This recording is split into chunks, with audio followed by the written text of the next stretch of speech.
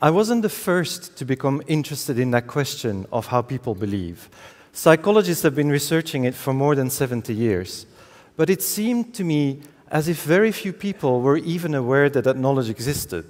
So in 2011, I teamed up with filmmaker Sheila Marshall, and we set out to make Right Between Your Ears. It's a documentary about how we can become convinced we're right, even when we're wrong. And that brings us to a first important point.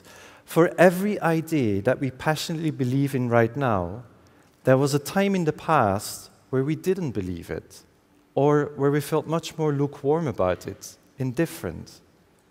So how does this seeing things differently work inside our brains?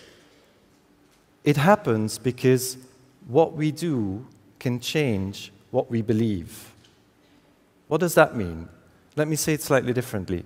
Our actions can change our beliefs through a process of self-persuasion. Here's how.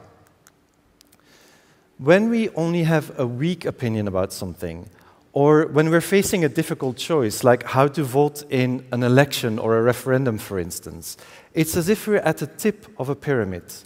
And for a while, we may be in doubt, not knowing which option to choose. And then at some point, we might say, you know, based on the evidence that I have right now, I think I'm going to choose option A. And that initial decision is like a step off on one side of the pyramid. What happens next is that our brain starts self-justifying. We start looking for extra reasons for why we're making the right choice. And that self-justification makes our next action, our next step, much more likely to go in the same direction. I now start talking to my friends and family about my choice. I put a post on Facebook or Twitter and have a fight, an argument with a stranger online. And all of these actions lead to further self-justifications and to further actions. And before we know it, we can go all the way down on the side of the pyramid. The deeper down we go, the more convinced we become. The further we move from the beliefs that we had at the top of the pyramid, and the further apart we grow from people that we once shared opinions with, but who took their first step off on the other side of the pyramid. The people here close to me, they're already pretty much in agreement with what I'm saying. They're the converted. The people far away, they think that I'm completely and utterly wrong. Perhaps you're thinking, but there's only one right interpretation of all of these words, and all the other meanings are clearly wrong.